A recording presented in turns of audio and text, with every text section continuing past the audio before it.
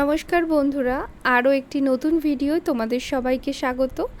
আজকের রেসিপিটি বানানোর জন্য আমি প্রথমেই একটি মিক্সিং পটের মধ্যে একটা মিডিয়াম সাইজের টমেটো, একটা মিডিয়াম সাইজের পেঁয়াজ, অল্প পরিমাণ আদা রসুন আর 3 থেকে 4টে কাঁচা লঙ্কা নিয়ে এটার একটা স্মুথ পেস্ট আমরা বানিয়ে নেব। আচ্ছা, আমি এই পেস্টের মধ্যে 8 থেকে 10টা কাজু বাদামও ইউজ করেছিলাম। পেস্ট বানানো হয়ে গেলে তারপরে একটা অন্য পাত্রে 3টে মুরগির ডিম এইভাবে ফাটিয়ে নেব। তারপর ডিমের মধ্যে 1 চিমটে নুন দিয়ে ভালো করে ডিমটা একটা চামচের সাহায্যে ভালো করে ফেটিয়ে নেব।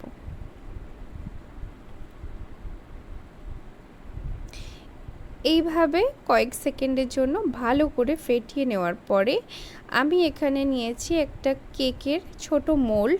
তোমরা চাইলে যে কোনো অ্যালুমিনিয়ামের পাত্র ইউজ করতে পারো এবং সেটাতে প্রথমে এইভাবে চারিদিকটা অয়েল ব্রাশ করে নেব। ভালোভাবে চারিদিক অয়েল ব্রাশ করা হয়ে গেলে এই পাত্রের মধ্যে গুলে রাখা ডিমটা ঢেলে দেব। এটা ঢেলে নেওয়ার পরে একটা কড়াইতে অল্প একটা ছোট একটা স্ট্যান্ড দিয়ে তার মধ্যে এই ডিমের মিশ্রণটাকে বসিয়ে দিয়ে 10 মিনিটের জন্য মিডিয়াম ফ্লেমে বেক করে নেব।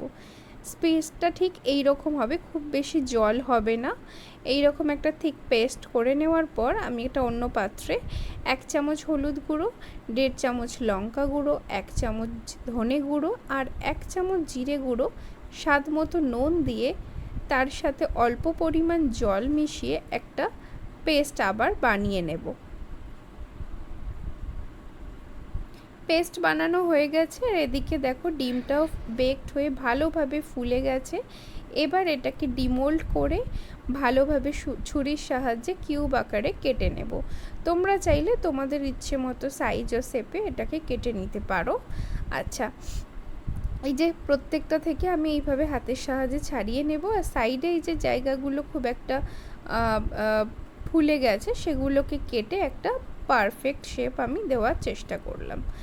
এবার কড়াইতে সাদা তেল দিয়ে তার মধ্যে শুকনো লঙ্কা, তেজপাতা, দারচিনি ফোড়ন দিয়ে তেল ফুটে উঠলে আদা রসুন, পেঁয়াজ, টমেটো, কাজু, কাঁচা লঙ্কার পেস্টটা ঢেলে দেব।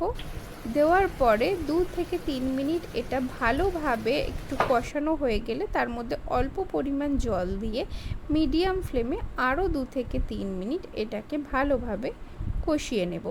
তারপরে মশলার পেস্টটা এর মধ্যে ঢেলে দেওয়ার পর খুন্তি দিয়ে ভালোভাবে নেড়ে চেড়ে এটাকে আরও 3 থেকে 4 মিনিট কষিয়ে নেব, যাতে মশলা মানে আদা রসুনের কাঁচা গন্ধ না থাকে। উপর থেকে আমি টেস্টটা ব্যালেন্স করার জন্য 1/2 চামচ মতো চিনি অ্যাড করলাম। এবার ওপর থেকে একটু তেল ভাসলেই দিয়ে দেব ডিমের কিউবগুলো। এইবার সব কিছু ভালোভাবে খুন্তির সাথে নেড়ে চেড়ে মিশিয়ে নেব। মিশিয়ে নেওয়া হয়ে গেলে এর মধ্যে আমি অ্যাড করব 1.5 কাপ পরিমাণ জল। 1.5 কাপ পরিমাণ জল দেওয়ার পরে এটা চাপা দিয়ে আমি 3 থেকে 4 মিনিট মতো ভালো করে ফুটিয়ে নেব। দেখো এইরকম ফুটে ওঠার পরে এর উপরে একটু কাসুরি মেথি আর একটু ফ্রেশ ক্রিম দিয়ে দেবো। তোমরা চাইলে এখানে শুধু ধনেপাতার ব্যবহার করতে পারো, ক্রিমটাকে স্কিপ করে যেতে পারো। এইভাবে ফুটে ডিমটা যখন এরকম একদম ফ্লাফি হয়ে যাবে, আরও ফুলে উঠবে, তখনই মোটামুটি আমাদের রেসিপি রেডি। আমি 2 থেকে 3 মিনিট ওয়েট করব গ্রেভিটা একটু থিক হওয়ার জন্য। দেখো ঠিক এই রকম তৈরি হয়ে যাবে আজকের ডিমের রেসিপিটি। এটি রুটির সাথে ডিনারে সার্ভ করো। আর যে কোনো পনির বা চিকেনের রেসিপির থেকে কিন্তু এটা কোনো অংশে কম নয়। এটা ঠিক কি নাম দেবো জানি না, তোমরা রিভিউ দিও।